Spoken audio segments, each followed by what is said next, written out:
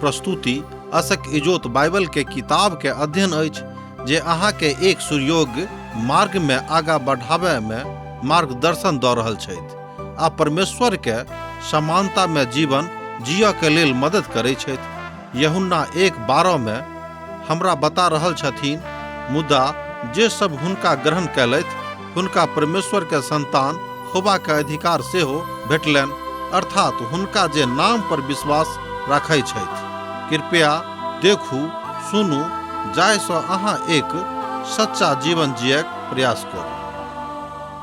आशा के इजोत मैथिली कार्यक्रम में हम एक बेर और अहाँक अभिनंदन प्रभु यीशु मसीह के मीठ आ पवित्र नाम से कह रहल छी। आजुक दिन हमरा सब एठाम नीति वचन के पोथी के 8 अध्याय में आबि गेल छी। युवा सब तरह तरह के कॉलेज में, महाविद्यालय में साहित्य के शिक्षा लैत छथि वा पढ़ैत छथि आ बुद्धि के विद्यालय अर्थात जे सार्वभौमिक अछि, एठाम बुद्धि के विद्यालय के उचित अर्थ अछि कि अपन यीशु मसीह के विद्यालय में अहाँ अपन नामक नामांकन करेलहुँ हैं कि नहीं। आ एही अध्ययन में बुद्धि अर्जन करबाक लेल बड़ शीघ्रता करबाक विषय में इशारा कयल गेल अछि। ध्यान दियौ, एहि अध्याय में अर्थात 8 अध्याय में बुद्धि अर्जन करबाक दिस बड़ शीघ्रता के साथ इशारा कयल गेल अछि और अब दबाव युवा पीढ़ी पर बढ़ैत छनि कि वो विद्यालय के घंटी बजला के साथे शीघ्र ओतऽ जायत और अपन नीक मन से, अपन पवित्र मन से ओतऽ जाकर परमेश्वर के बुद्धि के शिक्षा के ग्रहण करे। कियाक तऽ अहाँक नामांकन बुद्धि के विद्यालय में भऽ गेल अछि, अहाँ ओतऽ भर्ती भऽ गेलहुँ हैं, मुदा अब ओतऽ के नियम आ व्यवस्था के अहाँक मानबाक अछि। आजुक दिन हमरा लोकनि देखब बुद्धि युवा के आह्वान कऽ रहल अछि।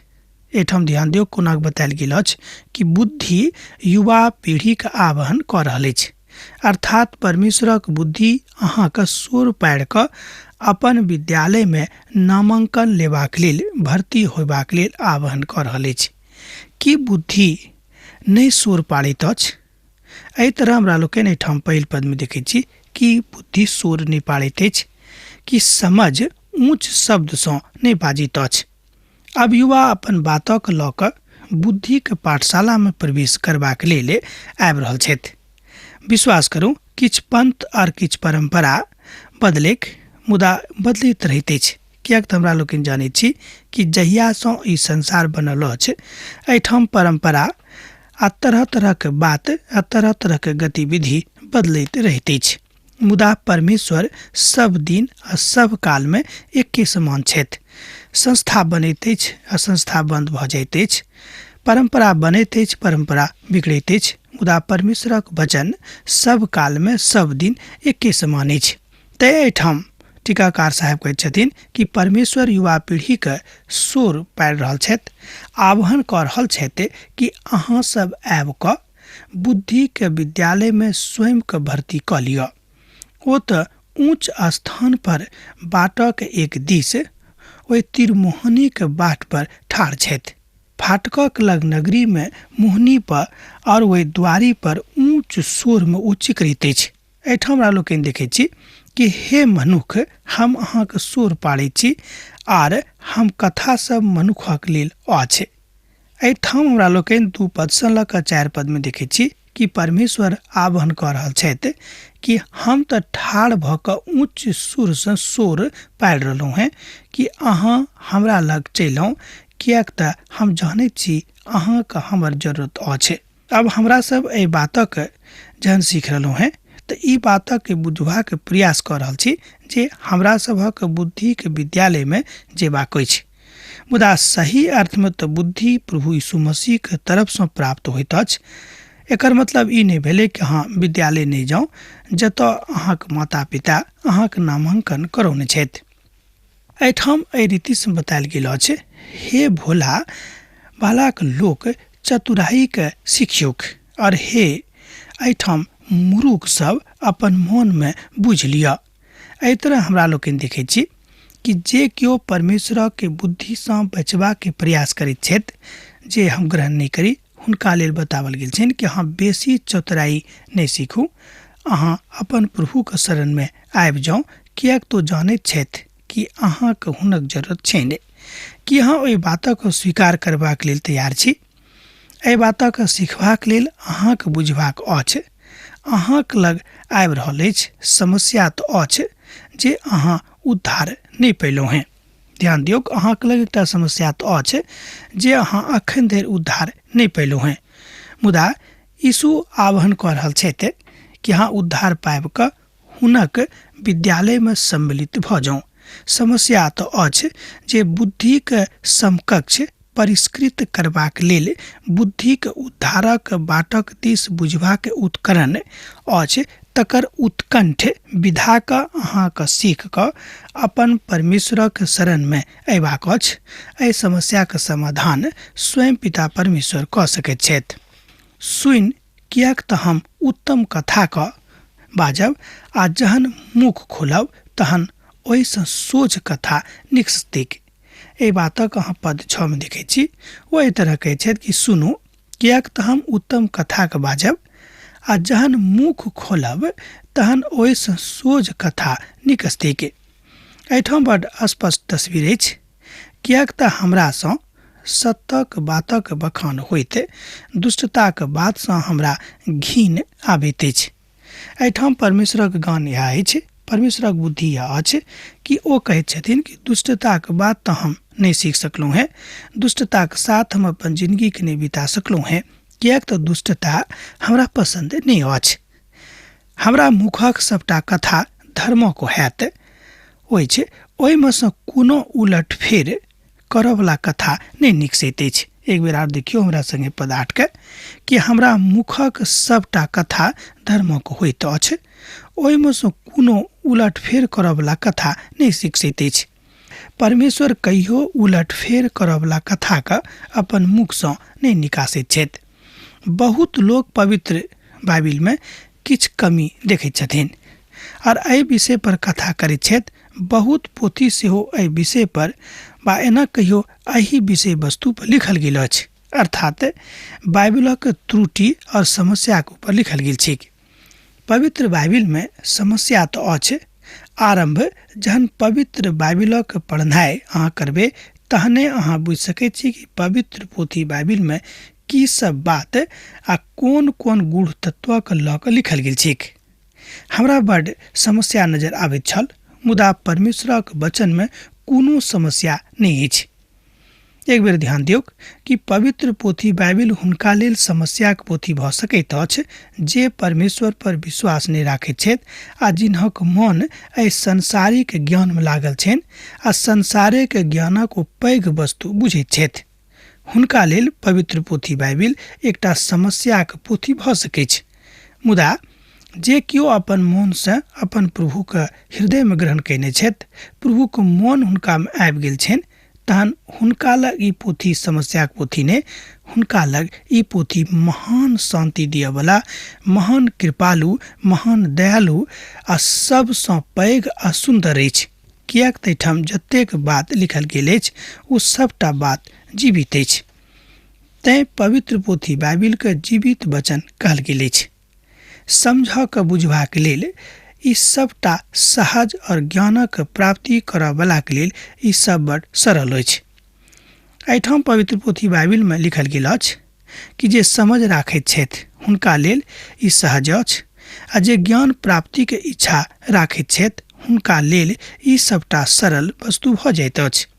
ध्यान दियौ, जाय बातक बुद्धि नहीं बुझि सकता है, अर्थात अहाँके बुद्धि ओहि बातक परमेश्वरक बुद्धि अहाँके बुझा देत, अहाँके समझा देत, तहन परमेश्वरक पोथीके वचन अहाँके लेल बहुत सरल सहज भऽ जायत।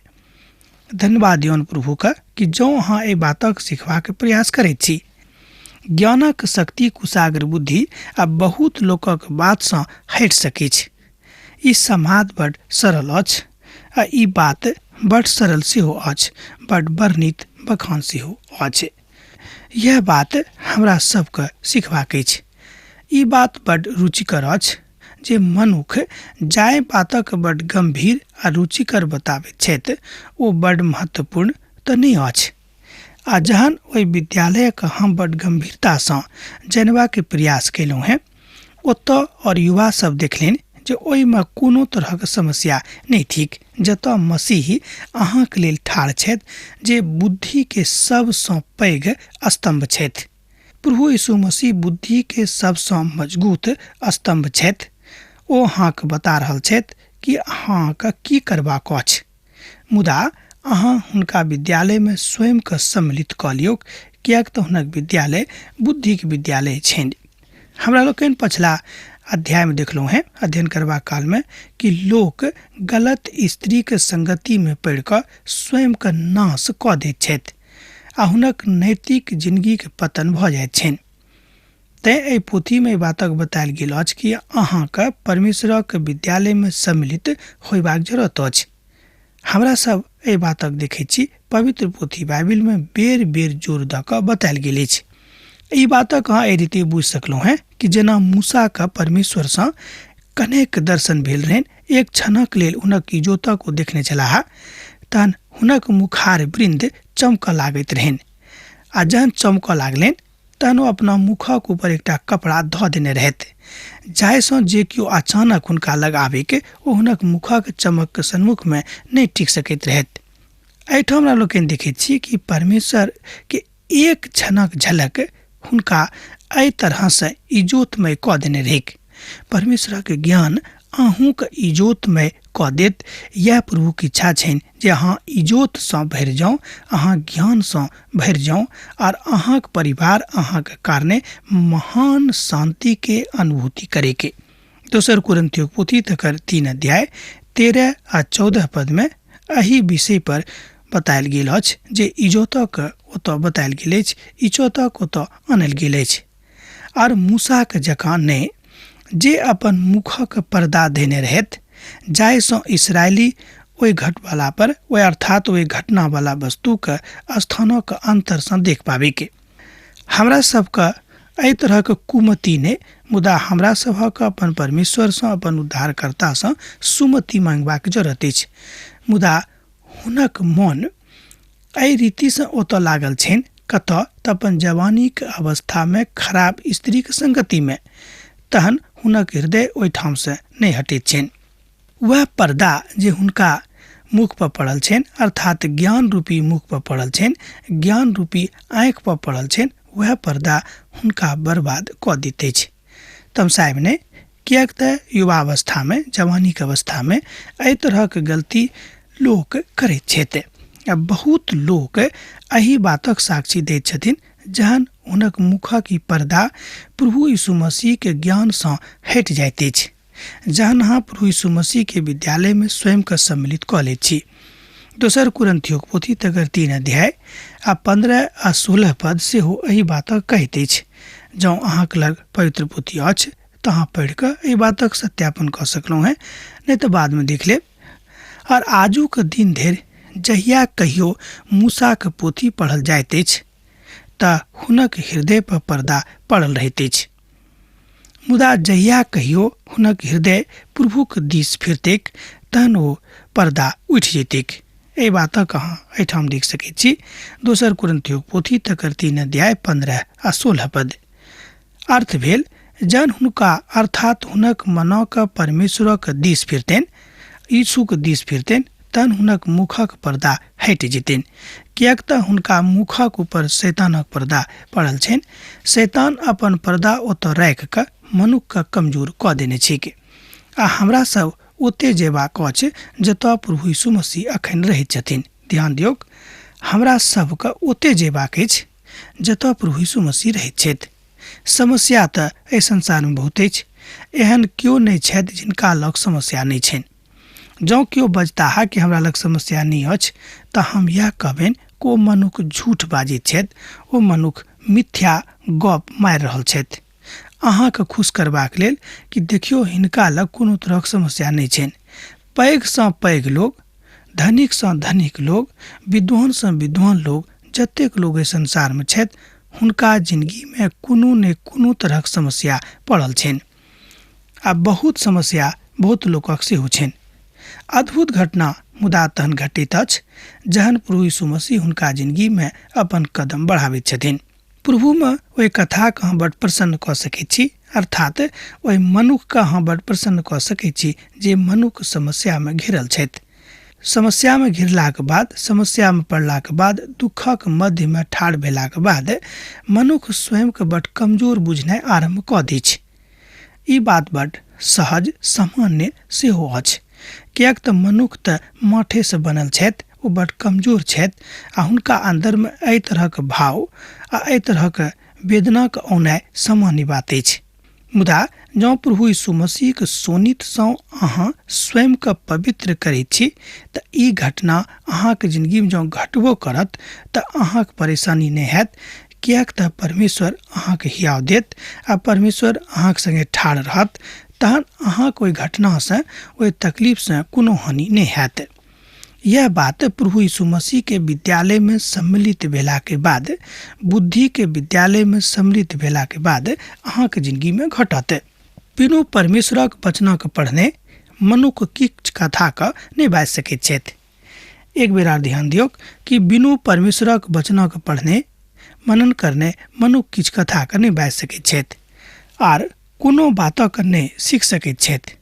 आ प्रभुक वचन जे सबटा बातक बड़ स्पष्ट कऽ के बजलखिन, ओहि बातक ओहि रीति सँ बाजैत छथि जे बड़ गुणकारी अछि। चाहनी ने मुदा हमर शिक्षा के मात्र ग्रहण करूं और उत्तम कुंदन सँ बढ़ि कऽ ज्ञानक ग्रहण करूं। एहिठाम पवित्र पोथी बाइबिल कहैत अछि कि चानी के ने मुदा हमर शिक्षा के मात्र ग्रहण करूं और उत्तम कुंदन सँ बढ़ि कऽ ज्ञान के ग्रहण करूं, किएक तऽ बुद्धि मूंगा सँ भी नीक अछि और समस्त बात सँ बढ़ि कऽ अछि, समस्त वस्तु सँ ओ बढ़ि कऽ अछि आ समस्त वस्तु सँ ओ मूल्यवान अछि। एहि बातक अहाँ देख सकैत छी पद 10 आ पद 11 में, अध्याय भेल 8, पोथी भेल नीति वचन, जाहि पोथी के अध्ययन हमरा लोकनि अखन कऽ रहलहुँ हैं। जहन अहाँ और हम ओहि स्थान पर आबै छी तऽ हमरा सब ओहि स्थान पर बड़ स्पष्टता के साथ पहुँच जाइत छी। एहि बातक अनुभव अय्यूबक कालांतर में भेल रहनि। अय्यूब के जहन एहि बातक ज्ञान भेलनि कि ओ परमेश्वर सँ अनेरे जिद कऽ रहल छथि कि हे प्रभु, एहि तरहक दुख अहाँ हमरा जिंदगी में किया कानि देलहुँ हैं, किएक तऽ हम अहाँके प्रतिपक्ष में कहियो कोनो तरहक पाप नहीं कयने छी। हुनका से पाप नहीं भेल रहनि, से गप ने हुनको से कने गलती भेल रहनि। ओ छल कि परमेश्वर सँ जिद करैत छलखिन। जिद करनाइ सेहो उचित नहीं, किएक तऽ पिताके मालूम अछि कि अहाँके कोन कोन वस्तु के जरूरत कोन कोन काल में पड़त। आ प्रभु यीशु मसीह बाजै छथिन, सबसँ पहिने ध्यान दियौ, सबसँ पहिने परमेश्वरक राज आ हुनक धार्मिकता के खोज करियौ तऽ आगाँक वस्तु अहाँके अनेरे भेट जायत। एहि बातक अहाँ एहिठाम देखैत छी मत्तीक रचल सुसमाचार तकर 6 अध्याय आ तकर 33 पद में। समस्या के समाधान परमेश्वरक दिस सँ होइत अछि, किएक तऽ बुद्धि एकटा विशेषता के लऽ कऽ अहाँके जिंदगी में आबैत अछि। हम जे बुद्धि थिकौं हैं तैं चतुराई में वास करैत छी और ज्ञान और विवेकक प्राप्त करैत छी। एहि बातक अहाँ एहिठाम 12 पद में देखैत छी। बुद्धि कहैत अछि कि हम जे बुद्धि थिकौं हैं तैं हम चतुराई में वास करैत छी और ज्ञान और विवेकक प्राप्त करैत छी। प्रभुक वचन एहि बातक स्पष्ट करऽ जा रहल अछि जे बुद्धि एकटा वक्तव्य अछि जे व्यक्तित्व प्रभु यीशु मसीह स्वयं थिकाहा। एहि बातक और एक बेर देखियौ, हमर विचार में आ बहुत विद्वानक विचार में सेहो इएह छनि कि प्रभुक वचन स्पष्ट कऽ रहल अछि जे बुद्धि एकटा वक्तव्य अछि, एकटा व्यक्तित्व अछि कालांतर में, आ वह व्यक्तित्व के थिकाहा तऽ स्वयं प्रभु यीशु मसीह छथि। यहोवा के भय माननाइ बुराई सँ बैर रखनाइ अछि। घमंड, अहंकार और बुरा चाल सँ और उलट फेरक कथा सँ सेहो हमरा आ अहाँके बैर रखबाक अछि। एहि बातक अहाँ एहिठाम 13 पद में देखैत छी, नीति वचनक पोथी पद 8 में। हमरा लोकनि देखैत छी कि परमेश्वर मनुख के बहुत सिखेबा के बातक राखैत छथि। हमरा सब जाने छी कि बुद्धि के बिनु अर्थात परमेश्वर के बुद्धि के बिनु कोनो मनुष्य कहियो महान शांति के अनुभूति नहीं कऽ सकैत छथि। तैं प्रभु यीशु मसीह कहलनि अपन शिष्य सभक आ संपूर्ण संसार के संपूर्ण मनुष्य जाति के कि हम अपन शांति अहाँके दऽ कऽ जा रहल छी। एहन शांति जाय शांति के कहियो केओ एहि संसार में अहाँके नहीं दऽ सकैत छथि। एहि तरहक शांति के जरूरत अहूँके अछि। अहाँ केतबो पढ़ल लिखल छी, अहाँ केतबो विद्वान छी, अहाँ केतबो धनिक छी, अहाँ केतबो दरिद्र छी, अहाँ केतबो घमंडी छी, अहाँ केतबो अहंकारी छी, मुदा परमेश्वर के शांति के जरूरत अहाँके अछि। आ जहन परमेश्वर के शांति के अहाँ आवाहन करबेक अपन बुद्धि के द्वारा अर्थात परमेश्वर के बुद्धि के द्वारा, तहन अहाँक अंदर से जतेक बुराई अछि ओ सने सने निकसैत जायत और परमेश्वरक बुद्धि अहाँके मस्तिष्क में, अहाँके जिंदगी में, अहाँके हृदय में खूब नीक रीति से बढ़ल जायत। आ जतेक बुराई अहाँ पायल के राखने छी से सने सने अहाँके जिंदगी से खत्म भेल जायत। हमरा सबके यह बात सिखबाक अछि कि घृणा नहीं करूं, ईर्ष्या नहीं करूं, केकरो अनेरे फंदा में नहीं फंसाबियुक। उत्तम युक्ति और खरी बुद्धि त अर्थात उत्तम युक्ति और खरा बुद्धि त हमरे अछि। हम तो समझथिको हैं और पराक्रम से हो हमरे अछि। एठाम प्रभु यीशु मसीह दोहरा के अर्थात घुरा के बाजित छथि कि जे किछ अहाँ संसार में देखै छी सबटा बात हमरे अछि। एठाम शैतानक कोनो अधिकार पिता परमेश्वर नहीं देने छथि। ओ अहाँके तंग कऽ सकैत अछि, मुदा जँ अहाँ हमरा संगे रहबेक तऽ ओ पहिनहिए से हारल छैक आर एखनो ओ हारि जायत। हमरे द्वारा राजा राज करैत अछि और अधिकारी धर्म से विचार करैत अछि। हमरे द्वारा राजा हाकिम और रईस आ धरती परक समस्त न्यायी शासन करैत छथि। ए बातक अहाँ 14 पद से लऽ कऽ 16 पद में देख सकैत छी। प्रभु अहाँक महिमा के देखैत छथि। भजनक पोथी में जो हमरा लोकनि देखैत छी तऽ एही बातक ओहिठाम दाऊद सेहो कहैत छथिन कि बुद्धि प्रभु देने छथि आ हुनके बुद्धि के द्वारा, हुनके ज्ञानक द्वारा मनुख अपन बातक कऽ रहल छथि। हम परमेश्वरक वचन अहाँके सिखा रहलहुँ हैं, हमहूँ सीख रहलहुँ हैं। ई नहीं कि हम बहुत पैघ विद्वान भऽ गेल छी, से बात नहीं, किएक तऽ परमेश्वर अहूँ सिखाबैत छथि आ हमरो सिखा रहल छथि। ओकरासँ हमहूँ प्रेम राखैत छी आ जे हमर पतन सँ भिनसर में खोजैत छथि और हमरा पाबैत छथि। एक बेर और ध्यान दियौ, पद 17 हम अहाँके लेल पढ़ब। ओकरासँ हम प्रेम राखैत छी आ जे हमर अर्थात जे हमरा यतन सँ भिनसर सँ खोजैत छथि ओ हमरा पाबैत छथिन। एहि तरह एहिठाम हम लोग देखै छी कि जँ अहाँ जतन से अपन यहोवा के, अपन उद्धारकर्ता के खोजै छी तऽ शीघ्रातिशीघ्र जतऽ अहाँके हुनक जरूरत अछि ओतऽ ओ अहाँके लेल आबि जेताह। अब हमरा एहिठाम अहाँ विदा दिअ, किएक तऽ अहाँ से विदा होइके अब काल भऽ रहल अछि। प्रतिष्ठा प्रभु के दियौन, हुनक विद्यालय में सम्मिलित भऽ जाउ। पाती लिखैत रह, बिसरायब नहि। प्रभु यीशु मसीह के नेह अहाँके जिंदगी में बनल रहिक। आमीन।